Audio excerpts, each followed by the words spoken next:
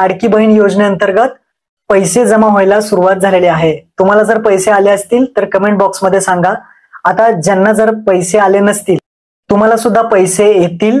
थोडं थांबा, कारण 29, 30, 31 ऑगस्ट पर्यंत ज्यांचा अर्ज हा मंजूर झालेला आहे त्यांना पैसे हे 3000 रुपये सरकार त्यांच्या बँक खात्यामध्ये जमा करणार आहे। परंतु तुमच्या आधारचं स्टेटस हे एनेबल फॉर डीबीटी लिंक असणं गरजेचं आहे आणि हे कसं चेक करायचं या व्हिडिओमध्ये मी तुम्हाला सांगणार आहे। महत्त्वपूर्ण हा व्हिडिओ होणार आहे। चॅनलवरती पहिल्यांदा आला असाल चॅनलला सबस्क्राइब करून ठेवा। अशाच महत्त्वपूर्ण व्हिडिओ तुम्हाला भेटत राहतात। तर चला मित्रांनो व्हिडिओ सुरू करूया। तर मित्रांनो डीबीटी स्टेटस चेक करण्यासाठी तुम्हाला गुगल ओपन करायचं आहे। गुगल वरती सर्च करायचं आहे npci.org.in या ऑफिशियल वेबसाईट वरती यायचं आहे। वेबसाईटची लिंक तुम्हाला डिस्क्रिप्शन मध्ये दिलेली आहे। इथे आल्यानंतर तुम्ही इथे सर्वात खाली इथे पहा कंझ्युमर हा ऑप्शन दिसेल 2 नंबरला, त्यावरती क्लिक करायचं आहे।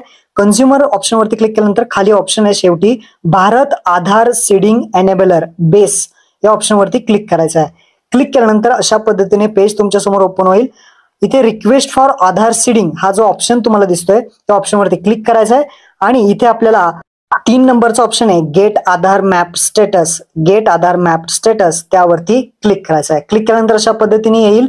इथे आल्यानंतर आपला जो काही आधार नंबर आहे तो इथे टाकायचा आहे आणि जो कॅप्चा आहे तो कॅप्चा आहे तसा टाकून खाली चेक स्टेटस वरती क्लिक करायचा आहे। तर इथे आपण आधार नंबर टाकलाय। आता चेक स्टेटस वरती क्लिक करूयात। चेक स्टेटस वरती क्लिक केल्यानंतर आधार कार्डला जो काही मोबाईल नंबर लिंक आहे त्यावरती एक ओटीपी पाठवला जाईल।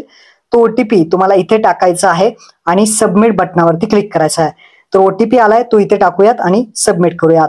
तर ओटीपी टाकलाय, सबमिट केल्यानंतर